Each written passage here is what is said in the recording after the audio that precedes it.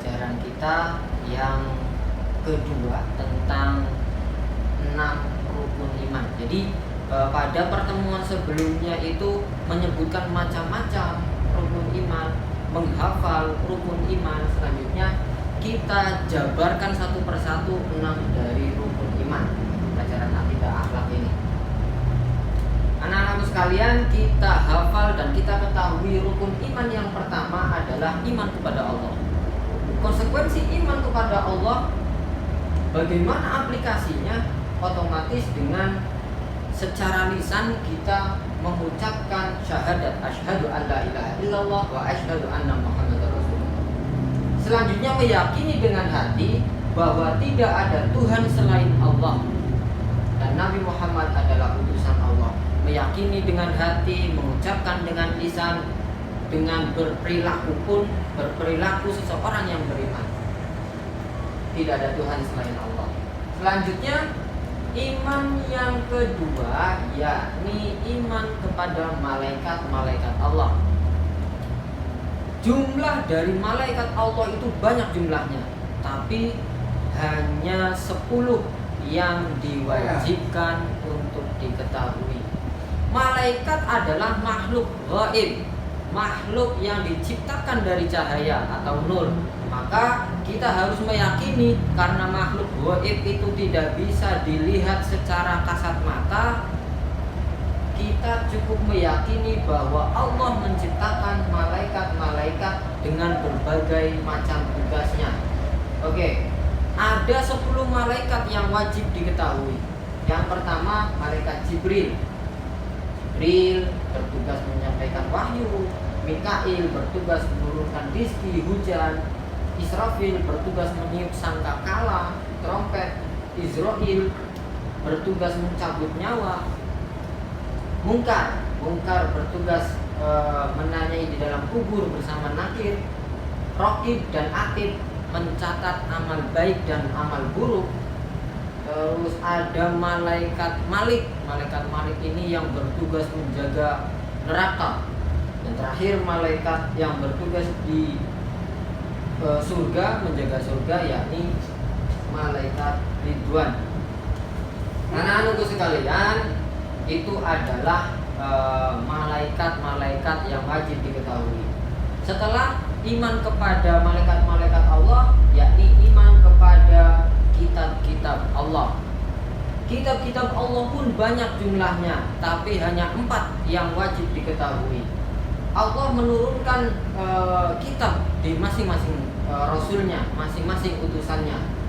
Kitab yang wajib diketahui ada 4, diantaranya Taurat. Taurat ini diturunkan kepada Nabi Musa. Selanjutnya Zabur. Zabur ini kitab yang diturunkan kepada Nabi Daud. Yang ketiga, kitab Injil diturunkan kepada Nabi Isa alaihissalam. Dan yang terakhir, yang menjadi kitab kita, yang menjadi mukjizat dari Nabi kita, yakni Al-Quran. Al-Quran adalah kitab kita, kitab yang diturunkan kepada Nabi kita, yakni Rasulullah Muhammad Sallallahu Alaihi Wasallam. Selanjutnya setelah iman kepada kitab-kitab Allah, maka selanjutnya adalah iman kepada Rasul-Rasul Allah. Rasul-Rasul Allah, apa yang dimaksud dengan Rasulullah? Rasul itu artinya utusan Allah.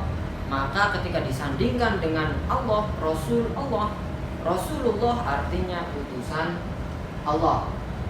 Rasulullah pun demikian, Rasul-Rasul Allah pun demikian. Banyak jumlahnya, ada 124.000, tapi yang wajib diketahui ada 25 yang telah kita sebutkan pada pembelajaran minggu pertama.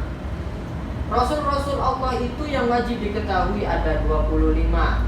Adam, Idris, Nuh, Hud, Sholeh, Ibrahim, Lut, Ismail, Ishak, Yakub, Yusuf, Ayyub, Su'aib, Musa, Harun, Zulkifli, Dawud, Sulaiman, Ilyas, Ilyasa, Yunus, Zakaria, Yahya, Isa, dan yang terakhir Muhammad Rasulullah Sallallahu Alaihi Wasallam.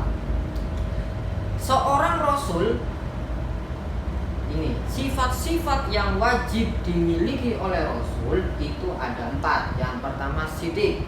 Sidik artinya jujur. Jujur dalam perkataan, perbuatan, jujur dalam setiap tingkah lakunya. Terus yang kedua amanah. Amanah itu artinya dapat dipercaya. Jadi ketika Allah menurunkan tugas ataupun utusan kepada Rasul agar disampaikan kepada umatnya, maka Rasul pun akan jujur dan amanah untuk menyampaikan apa yang dipercayakan oleh Allah Subhanahu wa taala. Yang ketiga tabligh. Tabligh ini menyampaikan, suka menyampaikan. Apa yang diterima dari Allah, Rasul menyampaikan kepada umatnya. Ini sifat yang wajib dimiliki oleh Rasul yang ketiga. Yang keempat adalah fatonah. Fatonah itu cerdas.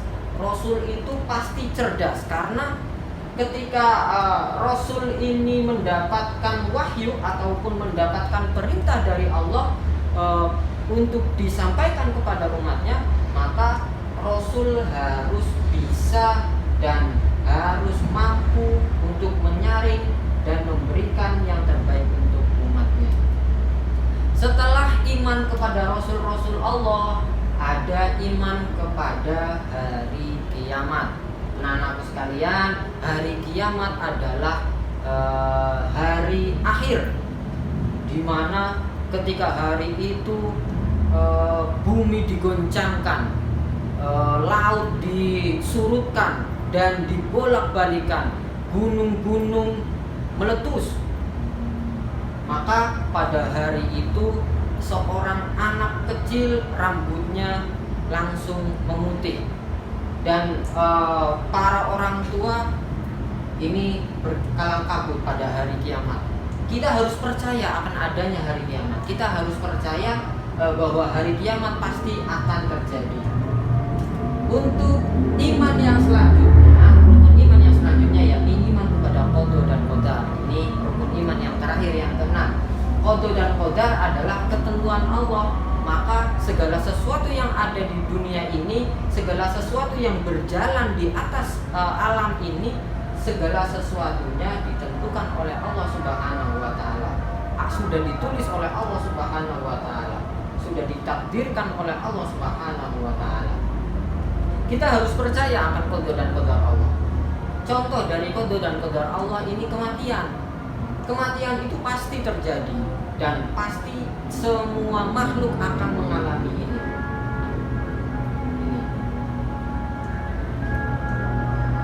Selanjutnya setelah kita mengetahui macam-macam dan jenis-jenis rukun iman, kita ketahui, jangan lupa